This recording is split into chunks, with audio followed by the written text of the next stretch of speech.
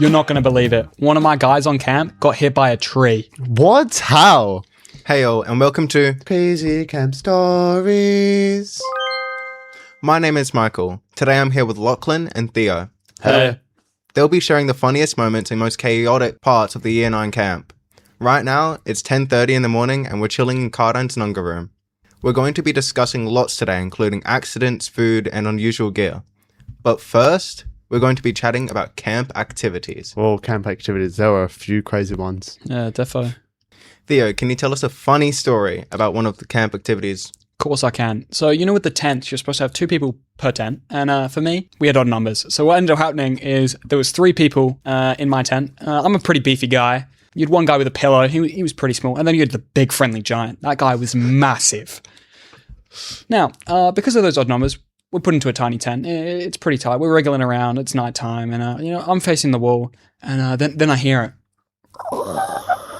So I turn around and I see the big friendly giant hugging the guy with a pillow like a teddy bear. This guy is trying to escape this man's reach, but he cannot. Obviously, I take that opportunity and I take his pillow. He took it well.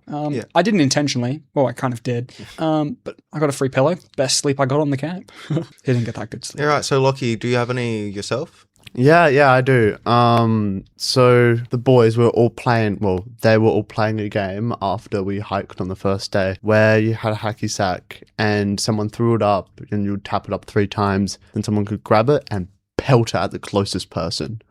Bit dangerous, but it was fun. It was fun. Boys will be boys. And they came up and asked, "Yo, Lockie, do you want to play with us?" Nah, I'm chill. I'm too civilized for that. Yes, I'm too much of a gentleman for that. So I didn't want to do it. But every single time they played, they asked me, and every single time I said no. But on the last day, when we were waiting for the bus to pick us up to go home, they were like, "Yo, Lockie, last time, do you want to play?" This time, I caved in and I said, "You know what? Sure, I'll play." So guy kicked it up, bounced it off his head, and then the last guy hit it off his chest. The guy directly across from me grabs it, hits me straight in the eye. Ooh. Yeah, had a black eye for the rest of the bus ride home. And then when I got to school, tough. the same guy walked up to me and said, "Yo, Lockie, do you want to play again? I can give you a matching black eye this time." At that point, it's a fashion statement. Real. Theo, can you tell us one of the craziest fails you've had on camp? Craziest fails. I didn't have this fail, but it is the most memorable one for me. I will never This is forget going to be a this. good one. So it's pitch black. I'm holding a torch, and about 20 meters in front of me, there's a campfire. I'm going to go ask my mate to just mess around. It's nighttime. And so he comes walking to our tent, and he's like, So I say, "Hey, do you want to do something?" And you see his face light up. Big smiles. He's like, yeah, I do. So he starts running towards me in the pitch black of night, and the next second, Oh, he hits a tree, full force, and then, he didn't even fall. It was 1 second he was up, next second he's on the ground. And all I hear is... The next day, I'm not even joking, there was a dent in that tree. That's how hard he hit that tree. was there a dent in his head? Surprisingly not. You would expect that, though. Was his head mostly skull? No, actually, it was his, How did that his happen? mouth bleeding, Oh. not his head. You're right. Oh. Well, Lockie, do you have any more crazy fails? Yeah, so this one is actually about me this time. And so, well, yeah. I see how it is. Yeah. I see how it is. So on the second day of camp, we climbed down a ravine and then we had to climb up the other side. And at the bottom, there was this beautiful waterfall, right? And off to the side, there was all rocks and it was lovely dovely. So we put our packs down, took my drink bottle out and I had a sip of water, put my water bottle down on my bag, started rolling towards the water. And I'm like, oh, that's not good. But luckily, one of the lads grabs it, trucks it back to me, and I put it under my bag this time. So go off, talk to some of the boys, chill, and then I was going to go and grab food, pick up my backpack, and then my water bottle starts rolling again. Oh, no. Oh. And this time, there's no one down there to stop it. So it keeps on going and going and going into the water. Oh. But thankfully, it wasn't metal. It was only plastic, so it was floating. Okay. So I went down and there was this little rock pointing out of the water. So I put my foot on that, reached out. The second my fingers touched the drink bottle, Oh, no. my entire right leg fell in and it was drenched. Like I was in tracksuit too, so it just soaked up all the water. You've been through the wars, didn't you? Yeah. So I got up and out, took off my shoes. Somehow they were completely dry. My socks completely drenched, so I had to change out of my socks because I didn't want to get trench foot, you know? And then the next thing I realized, the leaders are like, all right, come on guys, we've got to start hiking now. I didn't even get to have any food. But you know, it is what it is. Poor guy. Yeah. Camps are filled with fails and food, usually a combo of the two. I remember my school camp, my tent partners forgot to bring food.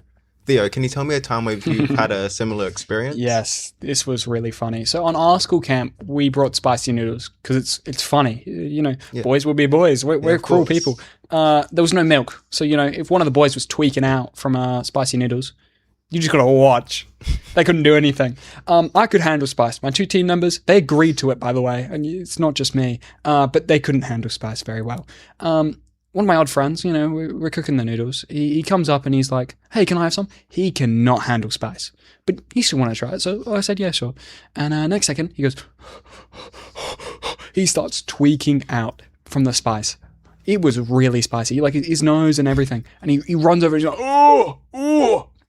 He's not having a fun time. I keep on eating my noodles. And he comes back, can I have some more? What? And then he does the exact same thing over again. Oh my days. One of my other friend, he didn't like the noodles, my partner, so he gave it to someone else who could handle spice. And this guy was like, oh, this is easy, it's not even that spicy. Next second, he goes to the toilet, comes back. Those are ungodly noodles, never touch them again. Yeah, that's insane. Like, I personally can't handle spice that much, but you know. Would have been funny if you were there. Oh, yeah, sure. Lucky, what's one thing that you can tell me about the food you made?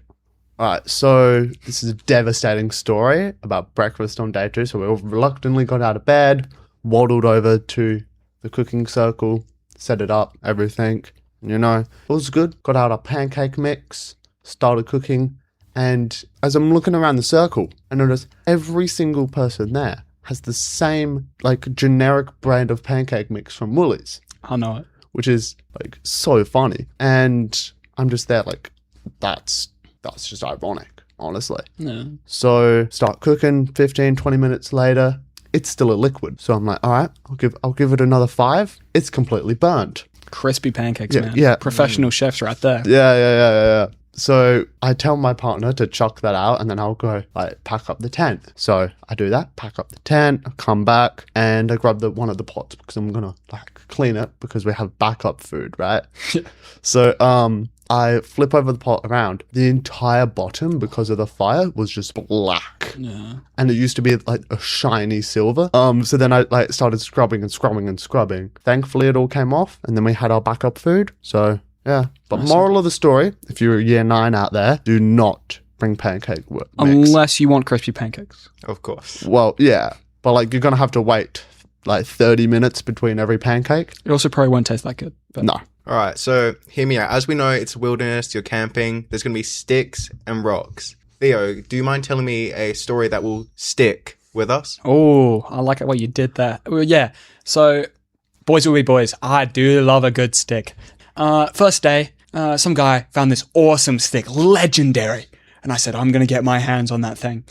Second day, I got blisters on my leg and pulled my hamstring. So I'm like, oh, I need a walking stick. The guy, sure enough, gave me that legendary stick. For the rest of the day, it carried me across that journey. And, you know, when we got to the bus, I'm like, I'm going to take this thing home. I'm going to keep it as a memorable stick. You know, a symbol almost. So I take it home. Everyone on the bus is, why are you bringing a stick? Parents, you're going to forget about that thing in like 5 days. I said, no, I'm not. So I go home. I'm planning to sand it down, give it the love it deserves. Of course. Week passes, as you know, as my parents would say. I lost the stick. Oh. Yeah, you know, it happens. Yeah, Yeah, what about you, Lockie? it was legendary though. All right, so this one, knowing me in this story so far, it was dangerous. So Well. yeah, on day 1, our hike was from point A to B and then back to A. So once we got to point B, it was a steepish cliff down to a beach that was just completely rocks. So half of the boys decided to climb down. And once we got down there, we saw this like circle that had kind of been built up around to my waist height. And it was just cool. rocks. So we all grabbed a rock and put it on top, making it a little bit taller. And the teacher said, all right, guys, we're gonna do an activity now. So he picked up a rock. He said, all right, so all of you, I'm gonna go in a line and you're all gonna pick up a rock as well. And I'm gonna throw my rock up and you guys are gonna try to hit the rock. It's like flying Like rocks. mid-air. Yeah. What the hell? And it's like... Reminds me of Grown-Ups, with the arrow. Yeah. No, there were a few jokes because like the beach that we were at, it was pretty dangerous. Like Imagine someone getting hit by a rock. No, there were like wooden crosses because surfers and stuff. Ah. Yeah. So yeah, but everyone made it out alive this time. So we climbed back Barely. up. Yeah. If you'd like to hear more episodes from Cardijn College, you can check them out at our own podcast page. The link is in the show notes for this episode. The podcast was produced by Michael, Theo, and Lachlan for Cardijn College with ArchD Radio and podcasting. Well, guys, I'm glad everyone survived. Yeah, I am too, but I'm never sleeping in a tent again. Yeah, same here. Count me out. Thanks for listening. Make sure you're subscribed to this channel to hear heaps of other school life stories. Bye!